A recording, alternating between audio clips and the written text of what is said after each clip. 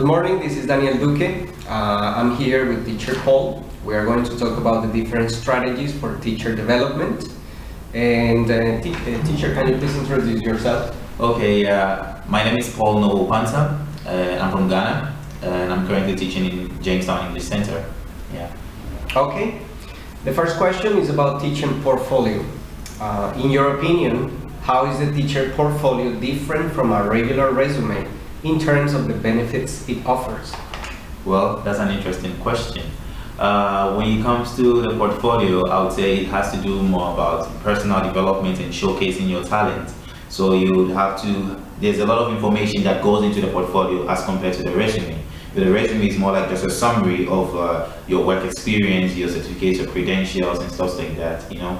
And you can even put a link of your portfolio in your resume. You understand? Just for it helps you and gives you more opportunities when the recruiters want to employ you. So you just go there and they kind of see what talents you have added to whatever experience you've gotten.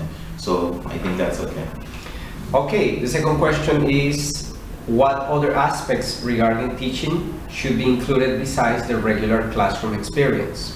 Well, I think if they could add something like a personality test results added to the portfolio, that would be very good, because sometimes we have some personalities that we need to also work on that affects our teaching strategies in class, as in maybe someone who is not patient. You understand? You could be a good teacher, but if you're not patient, it affects your work in a way. So maybe a personality test result will do, or some letters of recommendations from people you've worked with is also a good idea. Okay. The third question is, how long should a complete portfolio be? A complete portfolio.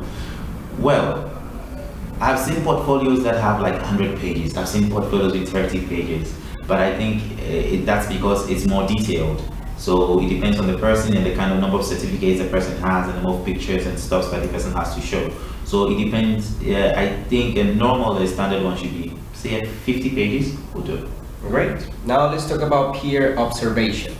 The first question about that is, how have you benefited both from being observed and from observing other fellow teachers?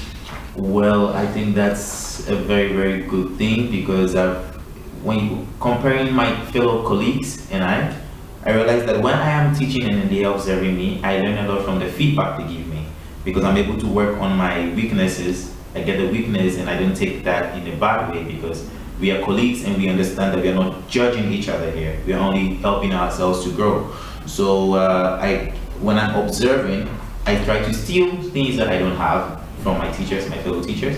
And when I am teaching and being observed, I try to take my feedback really serious. So I work on them, the bad parts, and then the good parts, I try to improve on it. Okay. The second question is, where do you draw the line between quality control and professional development when it comes to peer observation? Wow, yeah. Quality control has to do more with institutions as a whole.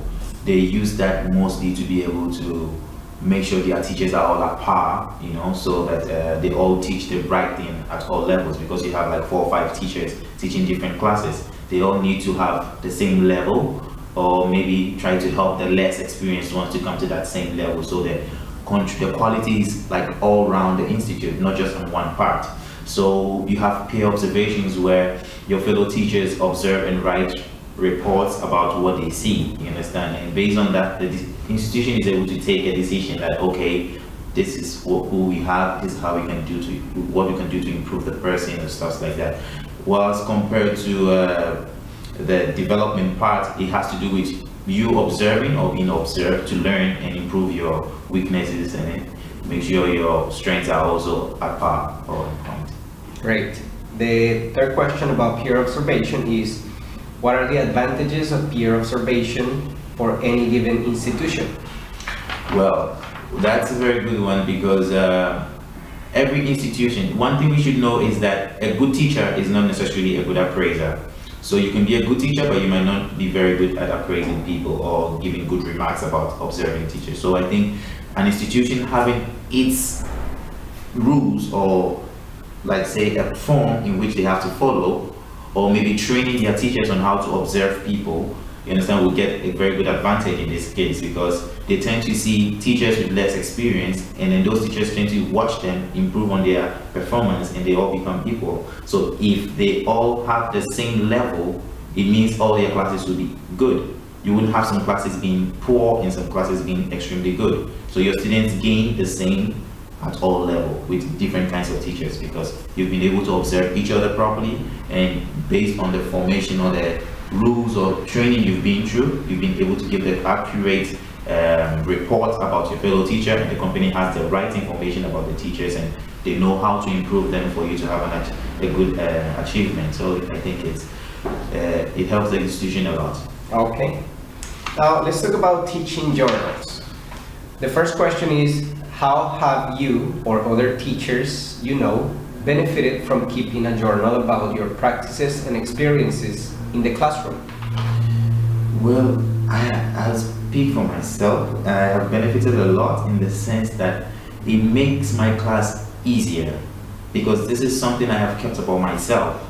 My challenges, my strengths, my planning materials, my lesson plan. So I've done that over and over again. So since I have it in my journal, if I have any problem, I just go back to it. I know how I check how I solve that issue. It makes it easy for me to, do it better, and it makes it easier and faster because I've done it before. So I know what I did. I just apply it.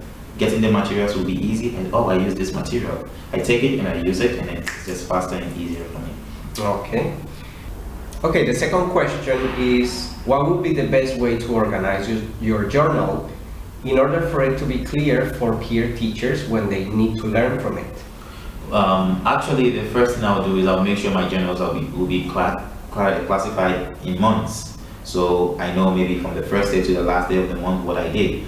So in every month, I have to have headings of maybe a bill schedule, my planning materials, and stuff like that. So you know where to go. In case you need a lesson plan, okay, I go to lesson plan for 3rd of March, and you go there, you know what is there. It's going to be easier and faster for them to know what they want, and then how to get it quickly.